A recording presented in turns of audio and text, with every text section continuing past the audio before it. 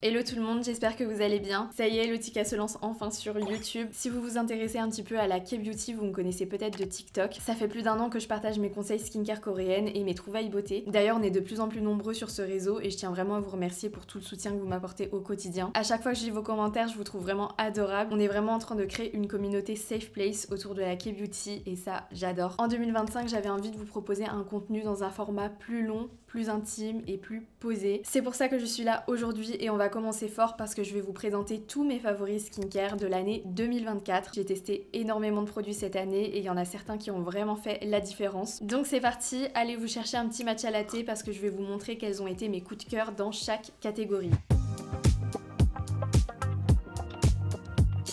Avant toute chose, il faut savoir que j'ai une peau mixte à sèche, à tendance déshydratée, et mes principales problématiques de peau, c'est la sécheresse, les pores dilatés au niveau de la zone T, et quelques taches pigmentaires dues au soleil ou cicatrices d'acné. On va faire à peu près dans l'ordre, je vais faire en sorte que ça soit le plus clair possible pour vous. On commence avec la première étape du double nettoyage. Dans la catégorie des huiles nettoyantes, pour moi, celle qui a fait la différence en 2024, c'est celle-ci de chez Anua. C'est la deuxième version qu'ils ont sortie, adaptée aux peaux sensibles, et je trouve que cette huile, elle est vraiment géniale. C'est celle qui retire le mieux mon maquillage. Surtout au niveau du mascara waterproof, il y en a beaucoup qui n'arrivent pas à l'enlever. Alors qu'avec celle-ci, j'ai jamais de problème de résidus de maquillage. Mais ce que j'aime encore plus dans ce produit, c'est sa capacité à retirer tout ce qui est filament sébacé. Personnellement, je trouve que c'est la meilleure pour venir désincruster tous les pores. Maintenant, si pour le double nettoyage, vous êtes plus adepte des textures baume, mon préféré, c'est celui-ci de chez Vanilla Co. Il a une texture vraiment ultra fondante, hyper agréable à appliquer sur la peau. Il sent vraiment super bon, en tout cas au niveau sensoriel, c'est hyper agréable. Et pareil, il vient retirer tout le maquillage de manière vraiment efficace.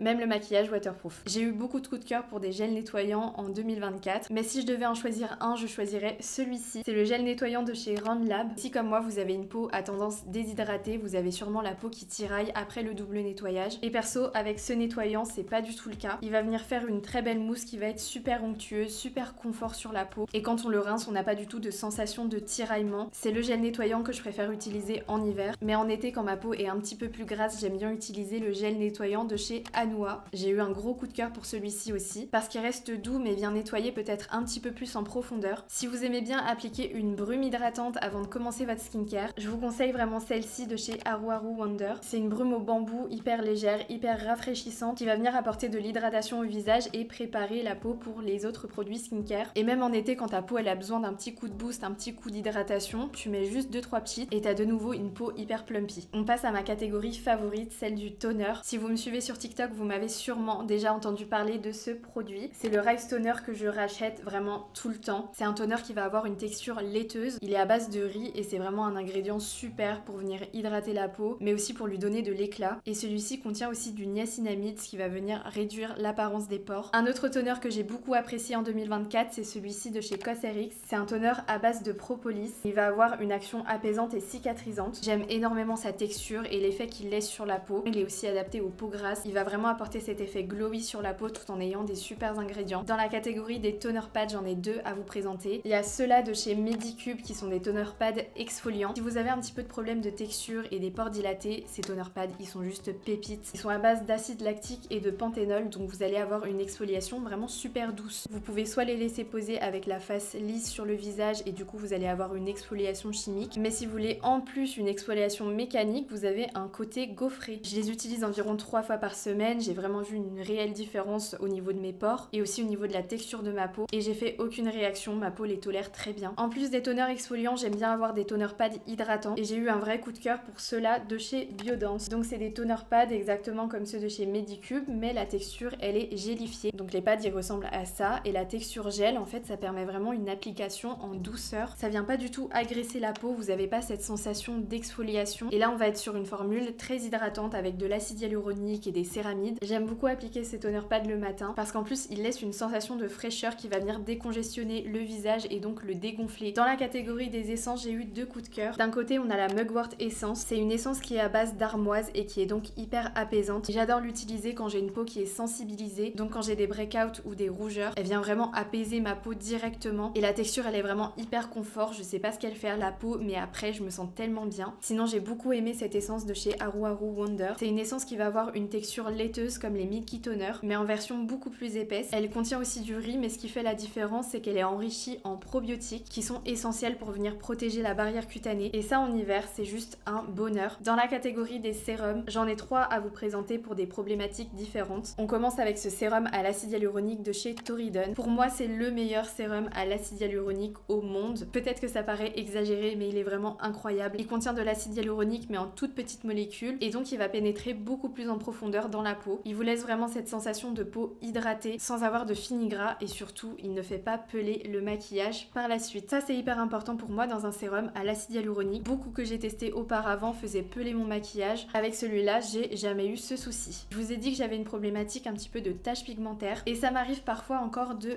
percer mes boutons. Du coup, j'utilise aussi des produits à base d'actifs anti-taches, et celui qui m'a vraiment surprise, c'est celui-ci de chez Anua. Il contient 10% de niacinamide, et moi j'adore le niacinamide. C'est un actif que ma peau tolère très bien, mais il contient aussi de l'acide tranexamique, et ça va venir vraiment focus sur les taches. Et je trouve qu'il est vraiment super efficace. En tout cas, ça m'a bien aidé à réduire tout ce qui est taches brunes. Pour finir avec les sérums, je devais absolument vous parler de celui-ci de chez Anua. C'est un sérum dont la texture va ressembler énormément à la Snail Mucin de chez Cosrx. Il est à base de riz et de céramide. Je pense que vous avez compris que j'adore les produits à base de riz, et celui-ci c'est un super sérum hydratant qui va venir aussi renforcer la barrière cutanée, et ça c'est un plus qui est pas du tout négligeable. En plus de ça, il va aussi avoir une action anti-tache, donc je trouve qu'il est hyper complet. C'est devenu un de mes must-have. Dans la catégorie ampoule, j'avais vraiment envie de vous parler de celle-ci de chez Skin Milk. C'est une ampoule à la Centella asiatica et aux probiotiques. Vous avez compris que j'aime bien intégrer des produits à base de probiotiques dans mes routines, et l'alliance avec la Centella asiatica, c'est vraiment hyper apaisant pour la peau, et en plus ça vient la protéger. Même au niveau texture, c'est super confort. Si vous avez la peau sensible, c'est vraiment un produit que je vous recommanderais. Concernant le contour des yeux, ces deux-là, c'est ceux que j'ai préféré utiliser en 2024. D'un côté, on a le contour des yeux de chez Purito. Il contient de la Centella asiatica, du coup il est super apaisant, et je trouve qu'il a la texture parfaite, pas trop légère et pas trop riche. Le produit il pénètre super facilement, et il va pas laisser de sensation de lourdeur sous le dessous de l'œil. En plus, je suis sensible au grain de milium, et du coup je peux pas utiliser de crème trop riche sous les yeux. Une que j'ai beaucoup aimée aussi, c'est celle de chez Axis Y. Ce qu'elle a en plus, c'est son applicateur. Il est juste trop pratique, ça se présente comme une petite pompe. Vous avez juste à venir appuyer juste ici, et le produit il sort directement sur la bille. Ce genre d'applicateur, ça vient tout de suite décongestionner les poches, parce que ça vous fait une sensation de fraîcheur, et c'est juste incroyable le matin. Maintenant, on passe aux crèmes hydratantes. Ça, c'est mes deux préférées de 2024. On a celle de chez Purito au panthénol. C'est celle que j'utilise en ce moment, et c'est une très très bonne alliée pour la barrière cutanée. Le panthénol, ça va vraiment aider à protéger votre peau. Elle a une texture entre crème et gel, mais elle est quand même assez épaisse, assez confort et hydratante. Quand je sors dehors et que c'est l'hiver, je sais que je peux tout affronter si j'ai mis cette crème. En plus, elle vous fait une super glass skin, et perso, j'aime beaucoup la mettre en base de maquillage. Sinon, en été, j'ai énormément aimé cette crème de chez Dr. Altea. C'est la crème 345 qui a d'ailleurs été hyper populaire cette année, et je peux le dire, c'est un produit qui mérite largement sa hype. Cette crème, elle est juste géniale. À l'intérieur, vous avez que des top ingrédients. Vous avez à la fois du niacinamide, de la Centella asiatica, de l'acide hyaluronique, mais aussi de l'Utunia cordata. Je sais que cette année, elle a été très appréciée par les personnes qui ont la peau à tendance acnéique, mais perso, je trouve qu'elle est vraiment adaptée à tout type de peau, parce qu'elle est assez hydratante, mais pas trop. Du coup, ça va pas graisser votre visage. La texture est juste incroyable, et je pense que c'est clairement ma crème favorite de 2024. En 2024, j'ai testé beaucoup